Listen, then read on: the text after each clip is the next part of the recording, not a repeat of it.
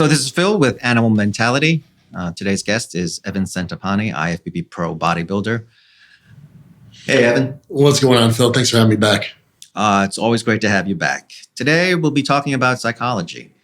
The psychology of shortcuts, the psychology of discipline, and the psychology of consistency. The first one might be the most interesting one, the psychology of shortcuts and why people in the sport feel the need to take one, and in particular with steroid use. Well, it's funny you put it that way because I think for a lot of people, they view steroids as a shortcut.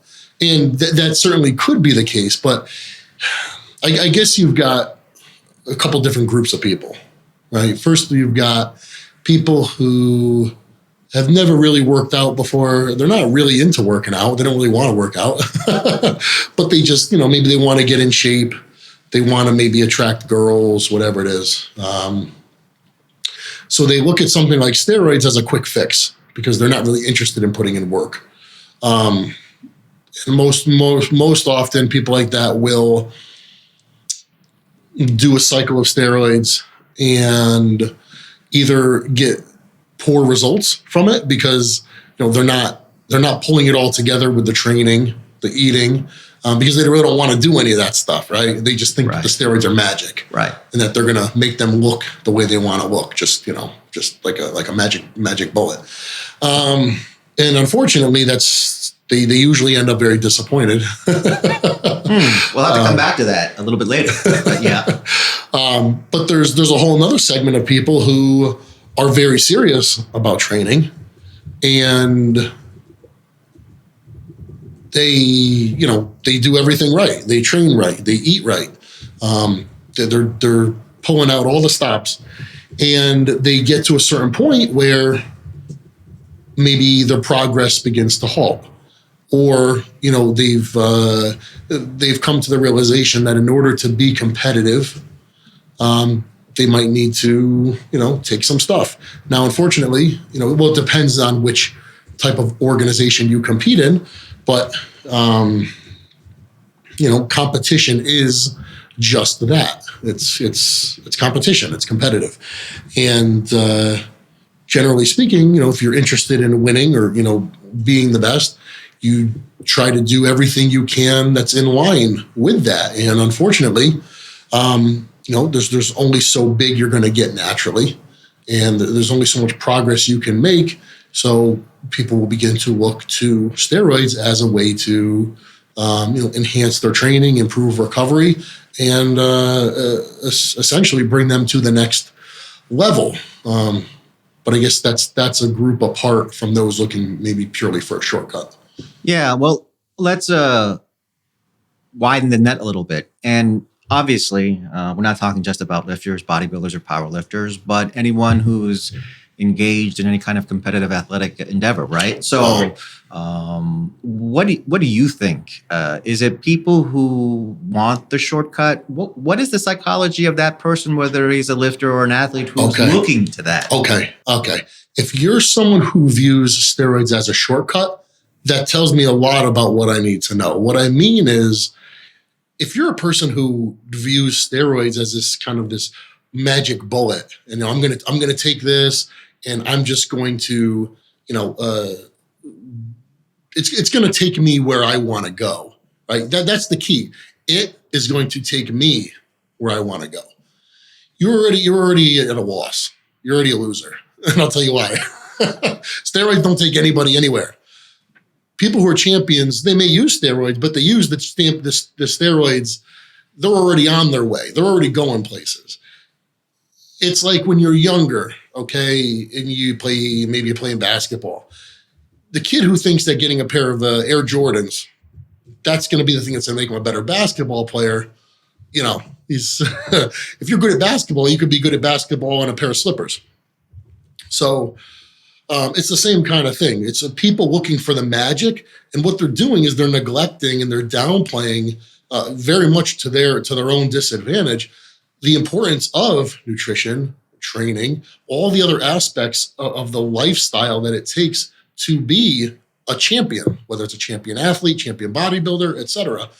So if you view steroids as a shortcut, right? What that means is I can take steroids and that's going to bring me there. I don't have to do those other things.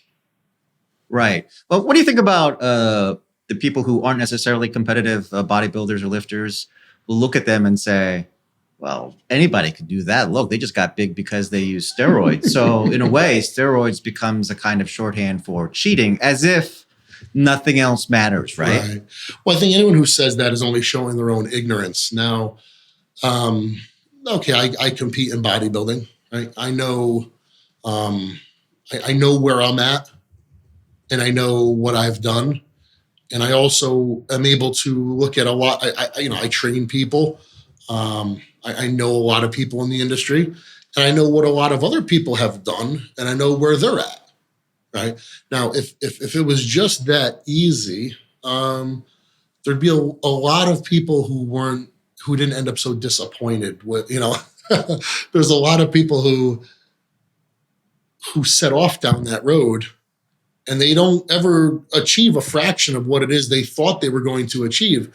And that's because there's a lot more to the equation than just taking steroids. Yeah, of course. But are steroids a vital component, at an elite level? 100%. I'm not downplaying that for a second.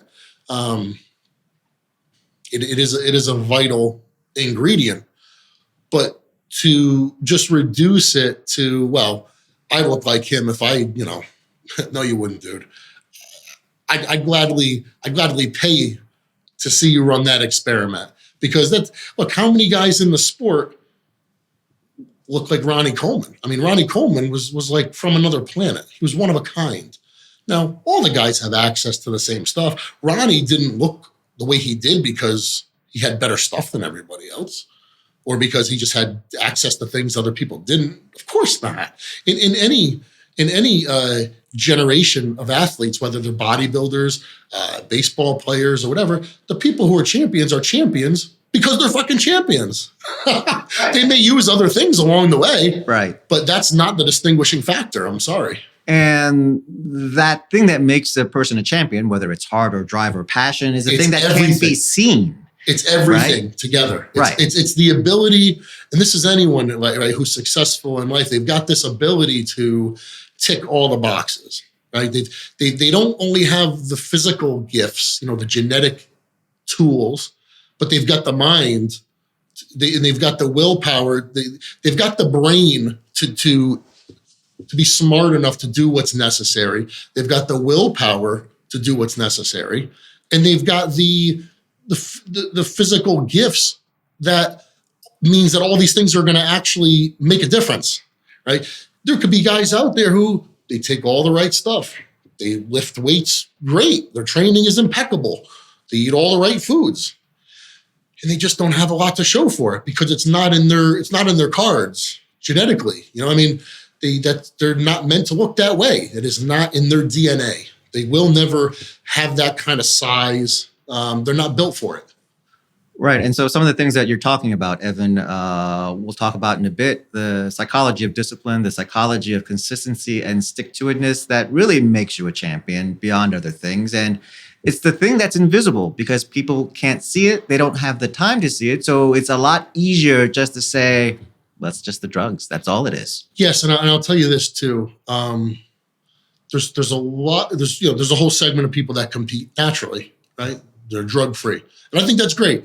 I think if you commit yourself to a lifetime of drug-free competition, I applaud you. I really think it's admirable. I think it's great that you're able to, both prioritize your health and look great. However, what I do not like is there's a lot of guys who are natural. And what they'll do is they'll say, well, yeah, what do you think? I could, like you said earlier, you think I couldn't be his size if I took the shit he took? But the reason that they never take the stuff isn't because they have such a hardcore belief in their health or that they're actually so anti-steroid. What they're afraid of is that they're going to go and take steroids and they're not going to look like that guy. It's much easier to say, well, I could do that if than to actually go out and do it, right? Sitting there from a comfortable position and saying, well, anybody could do that if only this. Dude, that's easy. That's a luxury to be able to sit there and say that. But most guys will never do it because it's not true. Well, it's interesting that you say that, right? Because That you're just saying that from a place of safety. yeah, I mean, I never thought about it as a place of safety, but I think you're right. There are natural bodybuilders who, and we were talking before about this idea of a judgment-free zone, right? And that even though they're bodybuilders, they, in their own way, judge those bodybuilders who aren't natural. But in all fairness, doesn't it flow the other way too? Which is that bodybuilders, not necessarily you, but others in the pro levels, look down on natural bodybuilders? They might, because they say, well, look, this is competition, and who gives a shit if you're natural because you're not impressive to look at. I don't feel that way. I mean, I think a guy doesn't have to be 280 pounds of ripped muscle in order to look great or to be impressive. So I really do feel, to each his own. And like I said earlier, if you can look great and be competitive and, not go down the road of steroid use, because, that does carry with it a whole bunch of potential side effects and health risks, so you essentially, maybe, you're setting yourself up more to preserve your health. I think it's great. I really do. I just don't like it when people will so nonchalantly or just so easily say, well, yeah, I could do that too if I took what he took or something like that. Yeah, the word you used, Evan, was safety. And I'm wondering if maybe a different word might be insecurity. So whether you're a natural bodybuilder or a non-bodybuilding fan, to simply say, well, they look that way because they're just juiced to the gills. Do you think that ultimately people who say things like that, it's a reflection of their own insecurities? Absolutely. Yes. It's a lot easier to say, well, I could look like that too, but I don't. But in reality, they can't because of all the hard work, the invisible things that go on behind the scenes, right? Yeah, I mean, there's of course there's this component of genetics where, it's a lot of guys who are bodybuilders. They like to say, well, listen, everything I've achieved is because, I worked for it. And it's because of me. But the reality is there's things at work where you may have hit the lucky lottery, meaning you have a certain genetic makeup that, you could pretty much walk by a set of weights and you grow. You respond really, really well, whether it's to food, to training, to drugs. So that's certainly a part of it. So I'm sure you've gotten this question a million times from people who say, well, if I use steroids, isn't this going to happen or that going to happen? A lot of myths out there. What are the most common myths that you've heard that you try to dispel because they're just so patently wrong? Steroids are unique in comparison to maybe in other drugs. I mean, even look at ibuprofen, right? If I tonight go home and I swallow 20 ibuprofens, or 20 Tylenols, right? Acetaminophen, I think you could give yourself liver failure. I think you could really hurt yourself. And that's something right over the counter. It's something we use, nonchalantly. You've got a headache, you've got aches and pains, you've got a fever. We use it, right? We're comfortable with it.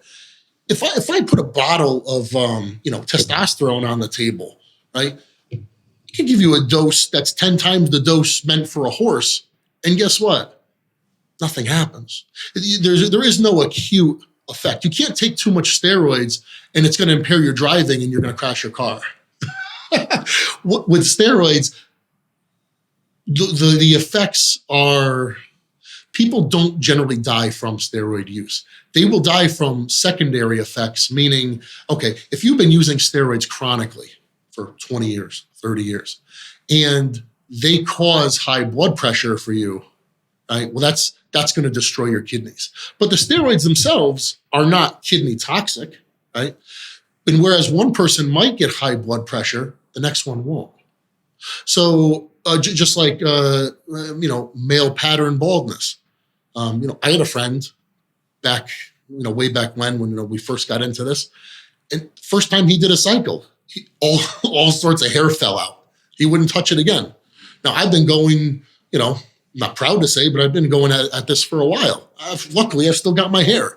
That's just luck of the draw. So it's like Russian roulette. Is that what you're saying? Well, there's people who there's people who smoke cigarettes, right? We could agree that smoking cigarettes is not going to do anything to enhance your longevity. Right? Right. It's not gonna help your health. What is up in the air though is to the effect to which it will impact your health, right? Because there's people who live into their 90s, 100. They smoke like a chimney until the day they die. So with something like steroid use, a lot of it depends on your tolerance for those drugs and or what you might do, the other things you might do as a part of your lifestyle that might help support your body to better deal with the effects of those drugs, right? A lot of it is all what you try to do maybe to mitigate risk. And you say, well, gee, steroids are not a good thing for you to be doing. And I would say, yeah, you're right. So that being said, if I'm doing this one thing that I know is not good for me, what else can I do that is good for me that might help balance this out? If I'm going to do this one thing wrong, how many other things can I do right, and will that help? Yeah. Don't know. Well, yeah, in my experience, Evan, you tend to think of it that way, right? It's a balancing act, and you're thinking about a scale. And if you do this one thing, how do I offset that? Do you think that a lot of pros out there think the way you do? What's odd, right, is when I say these things, a lot of times people will go, well, you do steroids. Why are you worried about artificial sweeteners? Yeah, I think that's a fair point that you probably get a lot. And I would say, okay. However, right, and I always use this analogy. I said, well, you're a race car driver, right? You drive a car at a fucking excessive speed. It's dangerous, right? You're putting yourself at risk. But you wear a helmet, and you wear a harness, and you wear a flame retardant suit. Just because you're driving a car at 200 plus miles an hour doesn't mean you say, well, fuck it, take the harness off, take the helmet off. I'm doing something risky. Why should I do anything safe? So I think because you do something risky, it's all the more reason to try to do things that are not risky or that are otherwise safe. Yeah, I mean, that to me makes common sense. Well, that makes sense to me. Right. And I know, for example, in your case, that you pay a very close attention to nutrition as a way to mitigate some of those harms. I try to eat well. I don't drink alcohol. I don't do any kind of recreational drugs. I don't smoke a cigarette. Aside from this one thing that I do to be competitive in my career, I otherwise lead what I consider to be a pretty good, a pretty healthful lifestyle. I try to keep stress down. I, sleep X number of hours every night. I really try to, if it is possible, I really do try to mitigate risk. And I think that is the smart thing for anyone to do. Right. And I don't think the right way to go about it is to say, well, look, you know what? If I'm going to do this, then fuck it. I might as well just throw caution to the wind and burn the candle at both ends. And, that's no way to.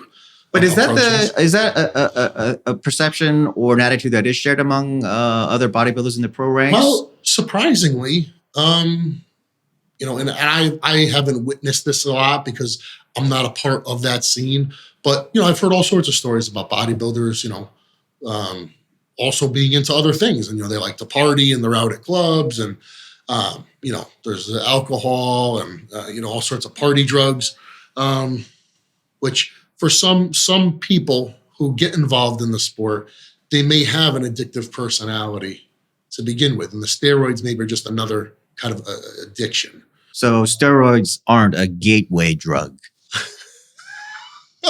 Well, look, I guess it depends on the individual. I guess they could be for some people. For me, it was something I would look.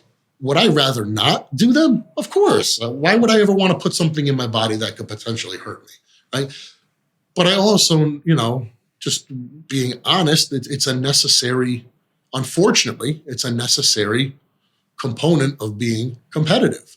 So that being said, you try to do it the smartest way possible. You try to take the least amount possible and try to get the greatest result from it. Right? It's always do the least, get the most, do it the safest. And that should be everyone's goal. Should you decide to make that move and use anabolics, your goal should be to use the least amount possible and get the greatest result. Well, you're an enlightened individual, with respect to this topic.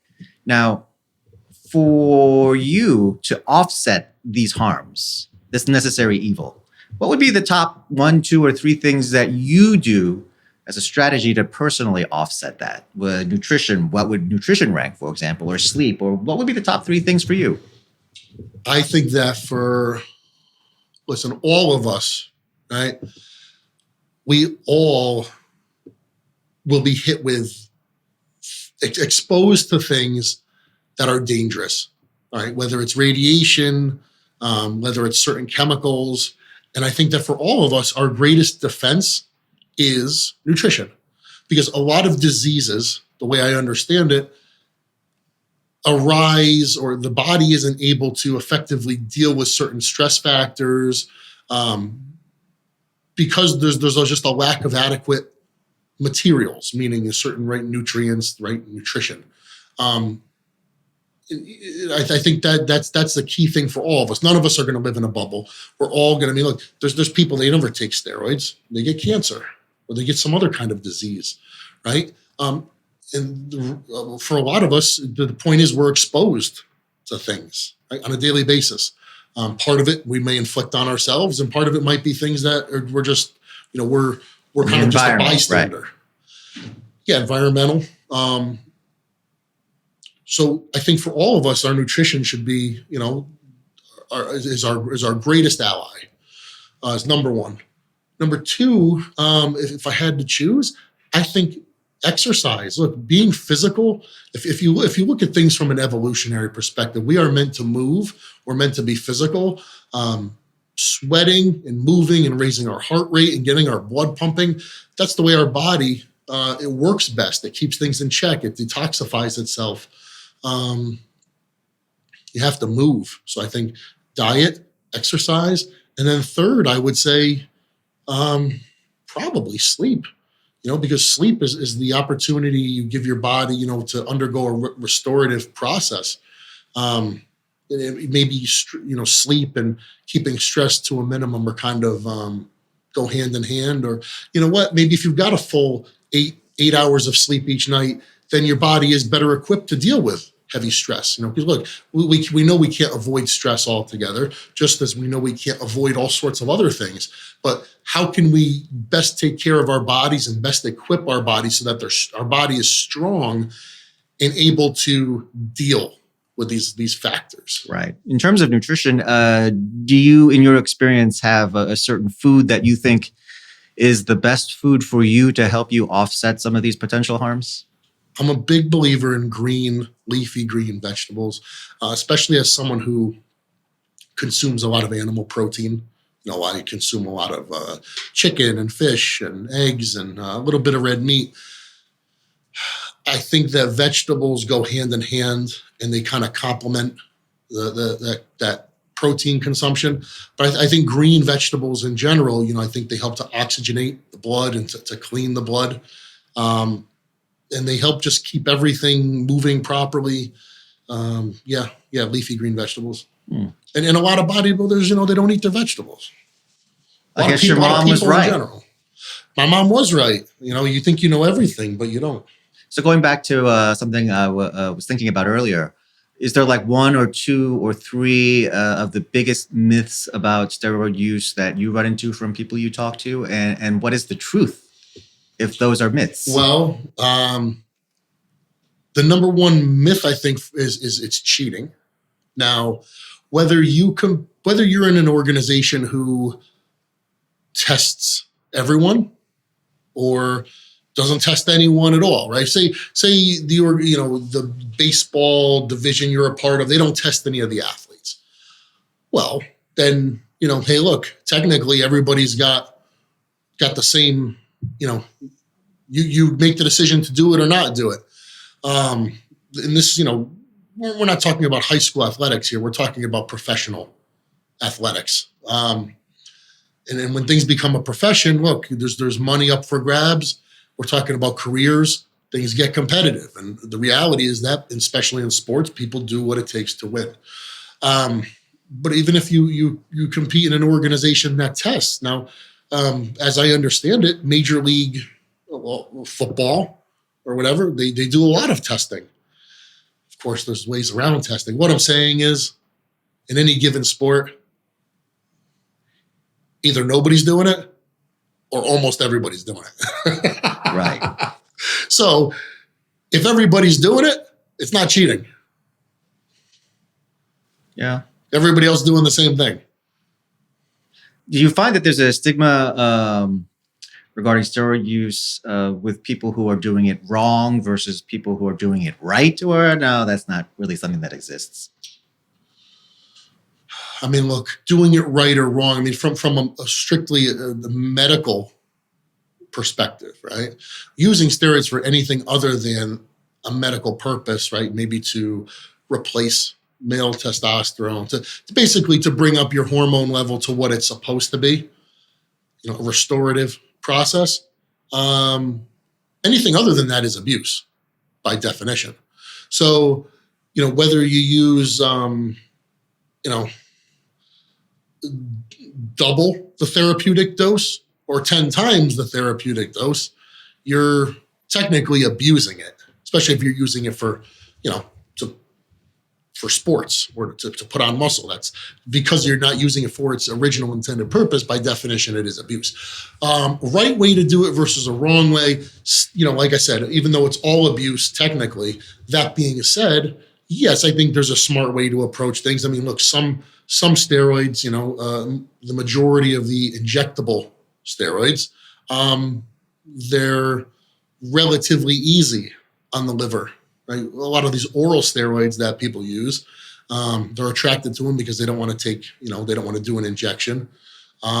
They say, well, I'd much rather just take the pills. The pills, unfortunately, in order to survive the stomach, there's a process that they undergo called alkylation. Alkylation, unfortunately, beats the hell out of the liver. So all these oral steroids are heavily liver toxic, very, very bad for you. Whereas the injectable versions are much, they really don't technically have any liver toxicity.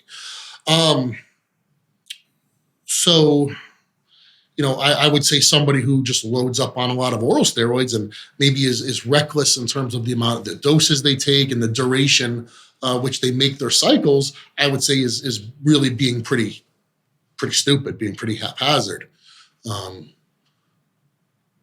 Someone to do it responsibly, I would say, there's enough guys have been using it long enough, right? Where you're not going to pick up a medical journal and they're going to tell you how to run steroids for bodybuilding purposes. So there is no official manual, but we know enough, between guys that have been using it over the years to know what might be a more sane dosage versus what's just nuts. And unfortunately, what you see now, I think it's, I'll tell you in a minute why I think it is, but you hear these doses that these kids are taking, even if maybe it's their first time using it at all, and they're using tons, just very unnecessary. And well, it's like creatine. The more you use it, it's got to be better, right? It's a lot of it is crazy. And, when you, as a professional bodybuilder, if you come out and say, dude, that's because they think that's what pros are doing. You say, dude, that's not what we're doing. You're fucking nuts. You're out of your mind. They think you're lying. And because a lot of times pros, they've got endorsements, contracts with supplement companies. They say, well, you're just downplaying it because, you guys want to sell supplements.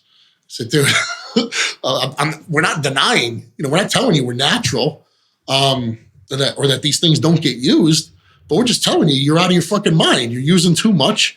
It's not necessary. And you're probably giving it long enough, you're probably going to hurt yourself. Let me ask you a chicken or egg question, Evan. what comes first in your experience, the gains or some of these negative side effects that you were talking about? Well, that depends on the person largely. So there's people who, I kind of mentioned this earlier. This might not be for you, right? You could do a cycle of steroids and maybe you respond really poorly to it. You gain almost nothing, but you break out, maybe you gain all this water weight. Maybe you lose some hair, maybe your blood pressure goes up. You have all these side effects, but you don't put on the muscle. Versus you might have somebody who takes the same exact cycle. They're beautiful. Skin is perfect, hair is perfect, blood pressure is perfect, and they gained fucking 20 pounds of muscle. So for some people, they will experience the side effects first. And it's probably an indication that it's not for them. But those are the people who oftentimes will become really disenfranchised. They'll become really bitter about it. And they'll say, well, I didn't make progress because I didn't have the right stuff. Or, man, if I use this much and I still just look like me and I didn't get any results, well, then the pros must be using 10 times that much more. Yeah. And that's where a lot of this shit comes from. Yeah, I think that's a good point. In trying to summarize what we've been talking about so far, it sounds like steroids can be a shortcut and they can also be a crutch, but maybe this is a better metaphor for thinking about it, right? And that is, if you're a carpenter, you have a toolbox. And how many different tools do you have in that toolbox to build a house? A lot. And it sounds like what you're saying is that this is just one piece of it, one tool out of many in my toolbox. And to be fair, let's not downplay it. Let's say, okay, yeah, it's a very important tool. Maybe that's, if a carpenter's most important tool is his hammer, he's got a hammer, a tape measure, and a circular saw, then let's call, training, nutrition, and drugs, those three things. It's right in there with, it's important. Yeah, and I think for the people who either are ignorant willfully or not about steroid use and see it as cheating or a shortcut, maybe they think it's the only tool in the toolbox. And those are definitely the people you don't want building your house. Right. This is bad because there's kids, right, who don't believe that they believe that before they even set foot in a gym, they should have a cycle of steroids ready to go. Because they think they're just wasting their time working out without them. And that's really bad. And I'm going to tell you why. Aside from the fact that it's untrue and it's stupid and you sound like a pussy. What you're saying is you have no fucking ability. You have nothing. What you're saying is without this, I'm nothing. I'm not shit. I can't do a single thing without it.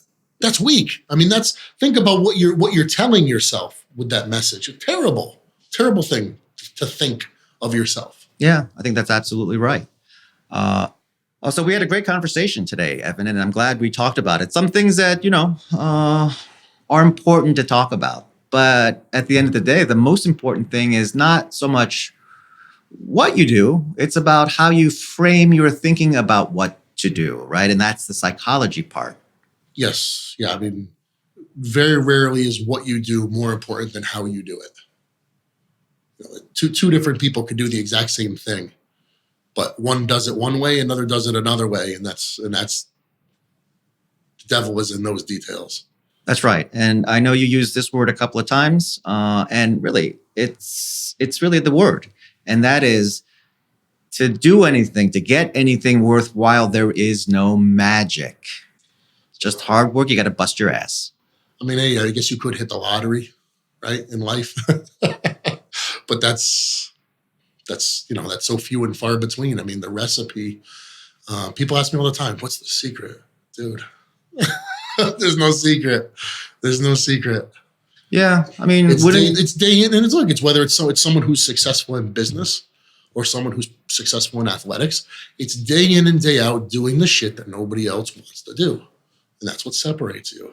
Yeah. I mean, the lottery example, right? The question is the feeling greater anticipating winning the lottery and getting the money, or is it greater once you've gotten the money? And many say that anticipation is greater, right? And so as long as you can keep yourself anticipating, you can keep yourself hungry. Stay hungry. Exactly. Yeah, that's right. Once again, Evan, thanks. Until next time, this is Phil with Animal Mentality. Thanks again, Evan, for coming down. Thank you, Phil.